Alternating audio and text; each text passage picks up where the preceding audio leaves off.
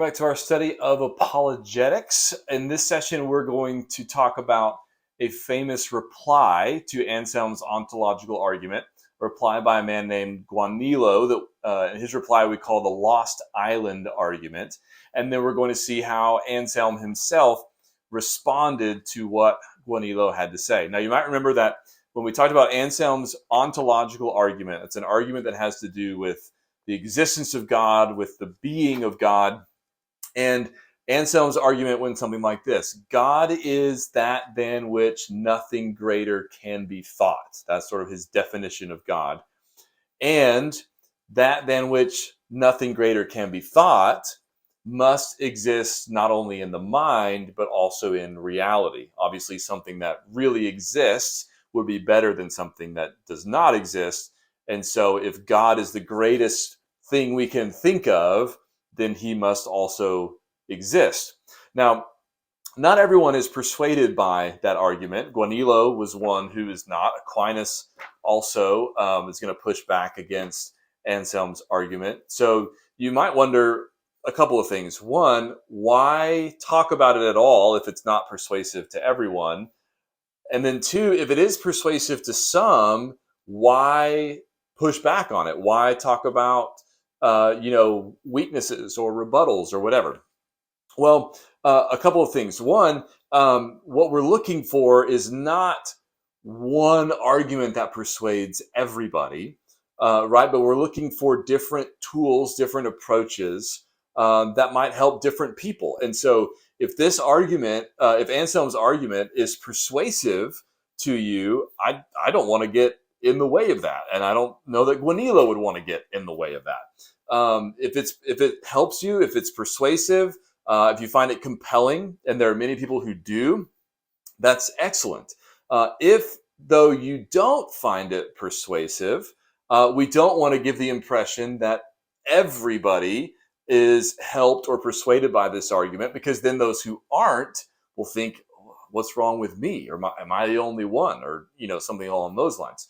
So it's healthy to have this back and forth, this argument put forward and then a reply and whatnot. It's helpful because that helps us think more clearly about what is being said, as we'll see, and it's helpful for just being honest about the fact that whether we're talking about Anselm's argument or Aquinas' argument or whoever, these are not scripture, right? These are reasoned arguments trying to help us think about why it's reasonable to believe in God, but they're not Bible, so we don't have to, we don't believe that they're inerrant or that they're perfect or that they ought to persuade everybody or anything like that.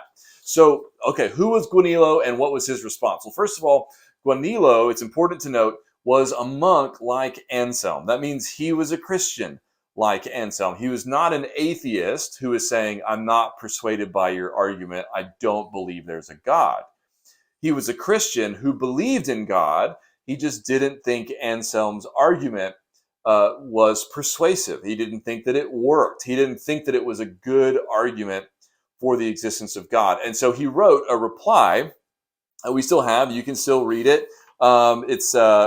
Its formal name is Pro Incipiente, right? Which means something like, this is how it's translated in Anselm's works, something like on behalf of the fool, right? And so the key part of his response is in what's chapter 6 or part 6. It's just a paragraph, and I won't even read the whole thing, but I want you to get the gist of it. All right, so here's what he says. He says, they say that there is in the ocean somewhere an island for which, because of the difficulty, or rather the impossibility of finding that which does not exist, some have called the Lost Island. And the story goes that it is blessed with all manner of priceless riches and delights in abundance, much more even than the Happy Isles. And having no owner or inhabitant, it is superior everywhere in abundance of riches to all those other lands that men inhabit. So he's saying, okay, you have said God is that than which nothing greater can be thought, right? So he says, okay, let's think about an island greater than which no other island can be thought. Let's think about an island that nobody can see, nobody can get to, but it's out there, it really exists, and it's the best possible island that you could imagine. All right, so he says, you cannot anymore doubt that this island, that is more excellent than all other lands, truly exists somewhere in reality, then you can doubt that it is in your mind.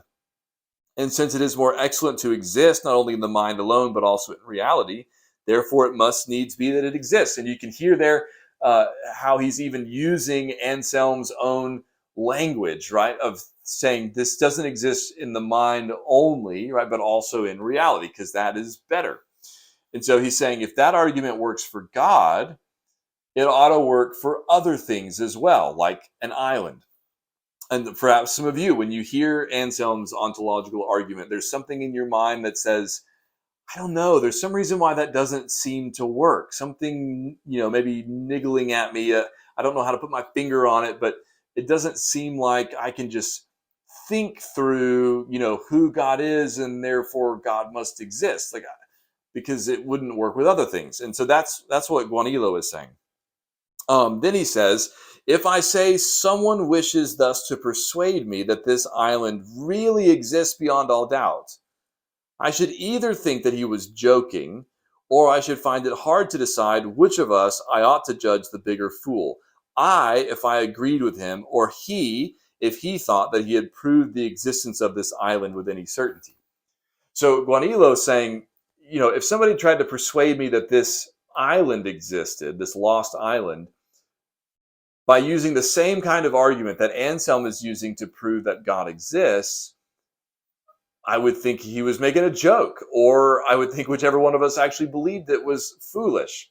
So it seems like part of Guanilo's concern in replying to Anselm's argument is he doesn't want there to be an argument out there that everybody who's talking about it seems to affirm, when he knows there are people who are going to hear it and think that doesn't make any sense, that's absurd, and the people who believe this argument, I don't understand it. That's what Guanilo is probably concerned about. But the upside for those who do find Anselm's argument persuasive is that Anselm replied, and in his reply to Guanilo, he brings out something from his argument that maybe wasn't clear the first time around, that helps us understand why Anselm's argument does work for those who are persuaded by it. And it's something that Guanilo apparently missed, right? So Anselm's reply to Guanilo is essentially, on the one hand, you're right. My argument does not work with something like a lost island or anything else. That, and here's the important part, does not exist by necessity. So Anselm essentially says, my argument only works for a being, for a thing, so to speak, that exists by necessity. And a creature or created thing, whether it's a human being or an island or buried treasure or whatever, those things, none of us exist by necessity. We were created, we were brought into existence. There was a time when we did not exist, right? And we don't have to keep existing. It will be possible for us to no longer exist. But for God, he exists by necessity. And part of what that means is it's impossible for God to not exist. And you can think about this a couple of different ways. For one thing, in order for the things around us that do exist and for ourselves to exist, there has to be a creator, right? There has to be a first cause, an unmoved mover, all those kinds of ways of thinking about it. There has to be an origin. There has to be someone, something who brought these things into existence that did not need to be brought into existence, right? So God didn't need to be created. He doesn't owe his existence to anyone. He exists by necessity. Another way to think about it is just the definition of what it means for God to be God. For God to be God, he has to have no origin in the sense of he wasn't created by anyone. We talk about his aseity, right? That he exists independently of everything else, right? He doesn't need, like, we need food, water, oxygen, etc., to exist. God, there's nothing outside of God that God needs to exist. So Anselm says, the greatest possible being, God, exists by necessity, and by definition, right, the greatest possible being must be eternal, right, must exist by necessity, and so must always exist. And so God is different than anything else we could think of. So if you're thinking, well, Anselm's argument doesn't work if we plug something besides God into it, Anselm would agree with that. But he would say the argument does work because we are reasoning about God, an uncreated being, right? An uncaused being, a being that exists by necessity. And that being, by definition, right, has to exist. My argument does work in that case. So that's Guanilo's Lost Island argument, his reply to Anselm, and Anselm's reply to Guanilo to better explain why and how his argument works. Now, next time, God willing, we will begin to talk about Aquinas's cosmological argument, also called Aquinas's 5 ways. We probably won't look at all 5, maybe 3 of them or so. The ones I think are the most helpful and most easy to grasp. And these arguments will be quite a bit different than Anselm. So if you're helped by Anselm's, I love that. So grateful for that. If you're not helped by Anselm's, or at least not as much as you hoped to be, my hope would be that Aquinas's arguments will be helpful to you. So hopefully we will get into that next time. God bless.